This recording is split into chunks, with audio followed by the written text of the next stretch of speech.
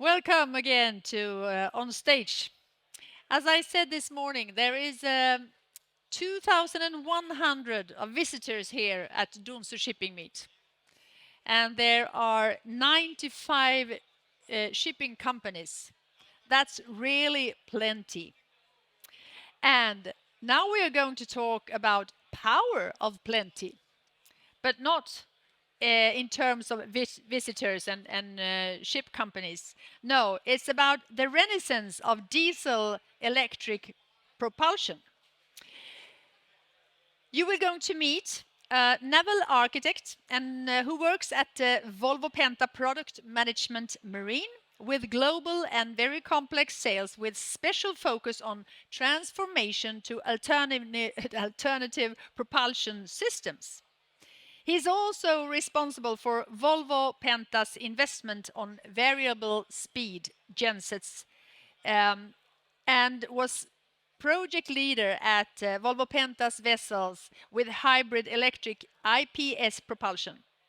And for that, he is very proud. And we are very proud to have him here. Please give a big hand to Jakob Wiere.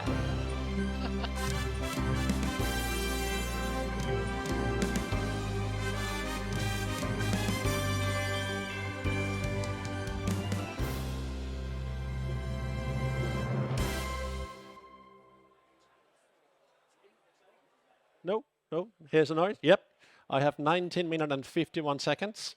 I'll try to make it last. So, Jakob Wiere, Volvo Penta, I am not an engine specialist. I'm an air architect. I put things into perspective and context. Don't give me any questions about engines, but please ask me whatever we can use them for. I would be much happy to do that. Let me start with a blunt statement, and I'll move so you all can see it. So I'll just hit you with it right away. In a world where the alternative energy carriers becomes more and more and more electric, it is a given fact that the future-proof propulsor of a vessel is powered electrically. That is it. There will be many other alternative fuels for combustion engines, but it seems to be as if the interface of propulsion is an electric motor. And I'll come back to you why I think that is a very good idea. But for now, let's just dwell with this, right? Vatta just mentioned it, the CII. The requirements of your vessel is going to be tougher and tougher and tougher. And if you build a vessel today, I assume it should be in the waters operating for you the next 25 to 30 years in a more and more demanding world. By that, I suggest that we prepare for the future by putting in drivelines which are already prepared for the future. Diesel electric, the very old thoughts, but they come in a new wrapping. What the cruise sector has been doing many, many years, distributing energy from the gensets and the power plants from either hotel loads, which are huge, or to the propulsion lines at different times a day. That is what we all know and we've seen, and we've taken good care of those. Now, what we see now is a trend towards that the DC grids or the power grids are getting smaller and smaller and is getting into smaller and smaller vessels. And that devil is in the details, because the new and modern DC grids are, compared to old ones, much, much smaller. They're much more effective. They're much more, as everything else, things improve. And with the latest DC grids and the latest engines powering that, you're coming up with a very, very efficient solution. Now, for you who are Swedish, I have taken and changed a title from a Danish, for a Swedish children's program. 3 mice are more than 1 elephant. Let me explain what I mean. This is really the concept of what we refer to as the power of plenty. Like the rapids in the picture, all those small rapids are falling down and making a roaring river. That is the concept between the power of plenty. Adding several small engines that work in conjunction to power bigger vehicles, bigger vessels. It must not be big engines powering big vessels. It could very well be smaller engines doing just the same.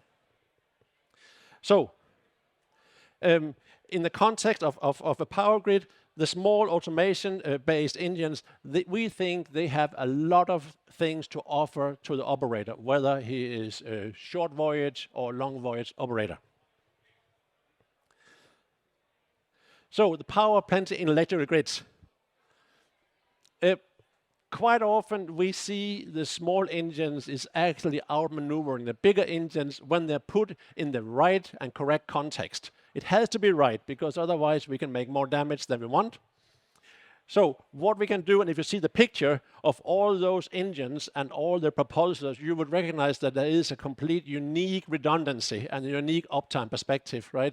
This machine room would have to have a catastrophic failure for the vessel not to be able to operate, or at least take a take-home effect. So that goes for one. Secondly, due to the fact that, for instance, a Volvo Penta, which I'm representing, the Volvo Penta-based engines are based on Volvo trucks, so they are automotive engines. They are meant to have very high power to weight ratio, and we are making use of that concept also in our vessel designs, that we can put a lot of horsepower, a lot of kilowatts into a system that does not necessarily weigh very much. The same thing applies to the power to the TCO, so the total cost of ownership ratio, because the engines that we are putting in your vessels, hopefully, are coming from mass production. One of our best engines for the marine is a D13. We produce over 100,000 a year. So this is, of course, a mass volume, also a price. It has an effect on the price that you're going to pay for your power line. What it does also, which is super important to me, I'm going to say that again and again and again, is that by using small engines, you're always putting the engine in the absolute best spot that the engine would like, which will enhance, for instance, a lifetime of the engine. It will most definitely enhance your fuel economy. It is also good for ecology. The reason is that you need to have the engine running at a certain temperature in order for the SCR system to work efficiently. And by having big engines on a very low power, you're just simply blowing the exhaust through the system as nothing is happening. And we need to take care of the environment as well. So we call that the sweet spot operation. The sweet spot operation where we are putting the engines to work at exactly the level where it wants to work. By doing that, we are also making sure that we're using the minimum amount of fuel to power your vessel. All these things adds up, right? And in the end, there will be a system where we're optimizing the total cost of ownership due to all those things that we are adding to the system. There's another thing that is coming up more and more and more in today's vessels, is the fact, you see it, I'll mention again and again, there'll be less noise, there'll be less heat production, and when the vessels become ever so good, it starts to be new problems need to be solved. And if we are going to address those things as well by making a system which is more agreeable for even the people on board, as long as they're not autonomous. So naturally, it all comes after a negotiation and discussion with the operator. If you have a vessel that runs at a very certain speed, very specific route over and over again, not much can actually beat a direct mechanical drivetrain, which is made for exactly that route. However, this is not the case. The graph that you see here is actually a representation of an engine, how it's used. Every box is a special RPM and a special load that takes out, and you see the engine is all over the place, which means that there's no way this engine is always operating as its sweet spot. It is running too warm, it is running too cold, it is sometimes hardly running. This particular case is a worst case, and it is running 45% of its engine time in idle. And idle can never ever be efficient for anything. For economy, ecology, it will never be efficient. Now, in variable speed setup, where we have several gensets which powers one or more propulsors, it's a complete different story. By adding the small engines, wherever the vessel is in this graph, whatever the power outtake you need, we can ensure, and we will ensure, that what the diesel engine does is exactly in that spot or those spots that we want it to operate. So we make sure that whatever the thrust requirement is, whatever the power requirement is by the captain on the vessel, the system is set up that the gensets, 1, 2, 3, or many, will make sure that they're operating exactly in the smooth spot. That's how we want it to operate. And the power of plenty is facilitating this, right? It is, we can go as low as a couple of 100 kilowatts up to megawatt propulsions, right? So we can always have these small Lego bits that is adding to the power. It does something else. Last week I was at the Energy Efficiency Trade Conference in Denmark, and the vessel from Four Seas was mentioned quite often. That vessel actually was future-proof when it was built because it was diesel-electric. It has later been transformed into full electric. And that vessel, with its propulsion systems, as do the ones that we do, they are actually giving the captains an instrument to be more smart in his choice of propulsion. Also, there's two of those vessels, and the captains have had competitions of who uses the least energy between Denmark and Sweden. I'm sure as the people here in the room who has hybrid vehicles, you have also changed your driving, the way you drive your car to make sure you're using less fuel. That comes by this thing because you have another way of treating the system. By doing so, we are not only helping the ecology, we are also helping the ship owner's economy. And it is not only the use of a smart driveline, it is as much the smart use of a driveline that is making the change. Some of the things when I discuss with the engineers behind me in Volvo Penta is we are in the Excel sheets that it doesn't make sense, doesn't make sense, doesn't make sense.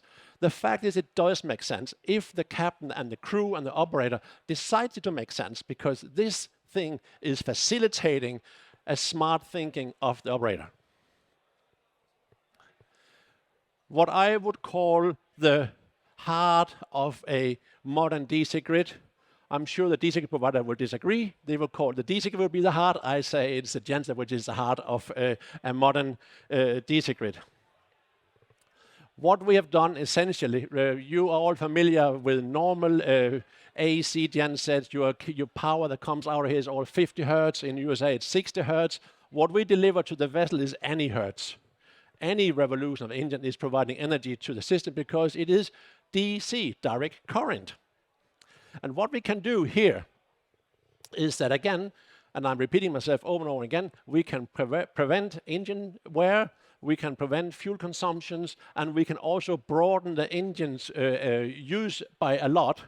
The two vertical lines in this sheet, again, the red dots are points we do not want the operator to use this engine because it will eventually damage the engine. The green spots in this diagram is areas where we would like the operator or the captain or the chief to use the engine. The vertical line to the right is 60 hertz, America. To the left, it's 50 hertz, Europe, rest of the world.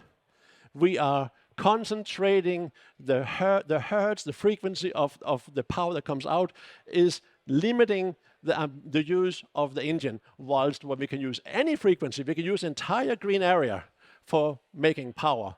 And what you cannot see on this screen is the fact that in every green dot there is a small number which is a specific fuel consumption, right? And we can now pick exactly that spot where the engine delivers the best power to the minimum fuel consumption. And that is what we do. So I am repeating myself over and again. Fuel consumption, engine lifetime. So let's add one more thing to the diesel electric. Let's put in no more batteries into the vessel, right? And by putting one more thing into the system, we are putting a complete new dimension to the vessel, right? The captain no longer has 2 or 3 ways to operate his vessel. He has infinite ways to run his vessel. By choosing the way to use the batteries, whether it should be peak shaving or they should be complete electric or whatever, in addition to the number of gensets. This is now a n-dimensional matrix for the captain to be very, very flexible in what he's doing on the vessel. And of course, there are many advantages besides the fact that you have zero local emission when you are running the vessel. That is sometimes a requirement. It is also very pleasant. But one thing, when we are using the power of plenty, if the captain is asking for more power, he might want to start one more genset, and diesel engine, even Volvo Pentas, take a few seconds to heat up and start. So you would potentially feel a delay between the power and the result in the propellers. The batteries is taking care of that, right? The battery says, oh, there's no diesel engine. I put the power in immediately, and you have an immediately return from your throttle into your system. It can also be using as peak shaving rather than you are asking the diesel engine to suffer to come up in the RPM on a load. The battery is going to take the load from the diesel engine until it's comfortable, and diesel says, I'm okay, and the battery lets go, and diesel takes over. A serial hybrid vessel is not only necessary, it's not only the fact that it can run electrically, which is a good thing for economy and ecology. It is also the fact that it actually helps the diesel engine, right? The diesel engine is still a very, very good way of propelling a vessel through the water, but you can make it smart by getting the help that it needs when it needs it. And again, batteries and the sweet spot is improving on lifetime and on cost of daily operation of the vessel. And here I come again, silent ship. Silent ship is getting a bigger and bigger requirement to vessels. There's an electric vessel in Denmark operating, Ellen. She is so silent that the crew could suddenly hear electric motors. So our acceptance of noise and our acceptance of qualities in life are changing all the time. This is part of it, right? So, Volvo Penta is a diesel-centric company in all its history. We have done this forever, and we find ourselves pretty good at it. We are in the middle of transformation.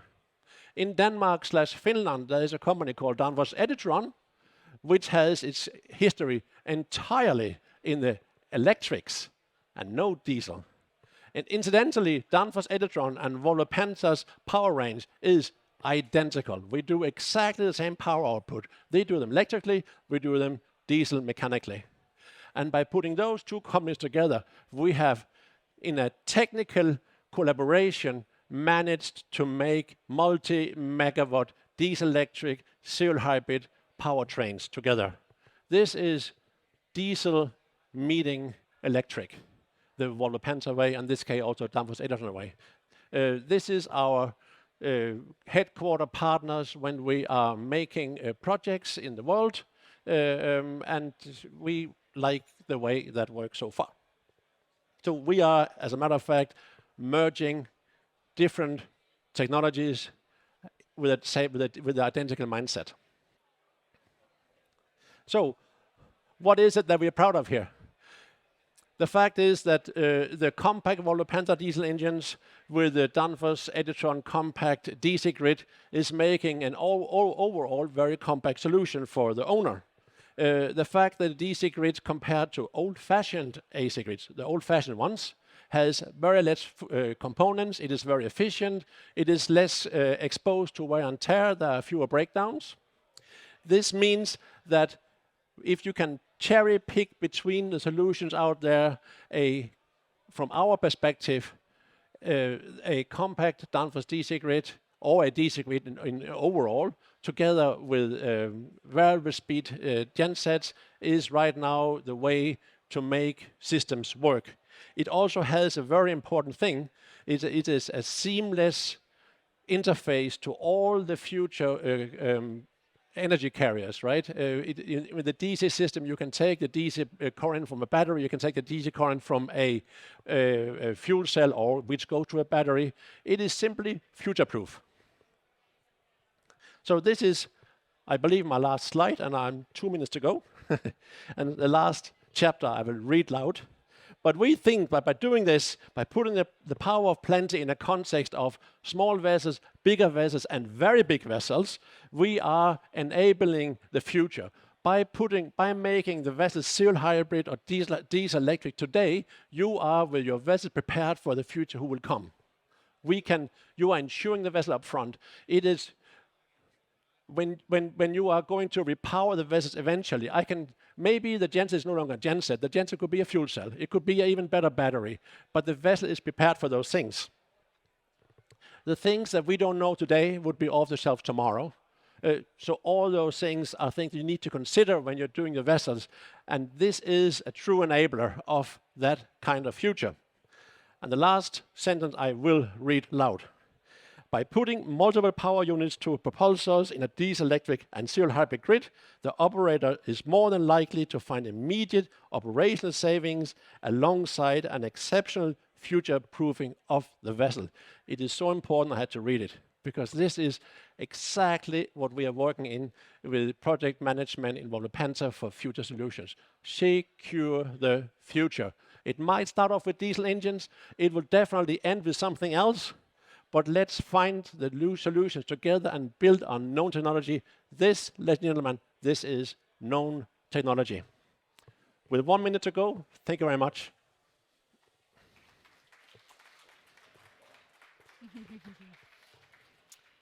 Thank you, Jakob. Just one question. That was the last slide you had there. Yes. And is there really economy in introducing diesel, electric, or this serial hybrid drivetrain on smaller vessels?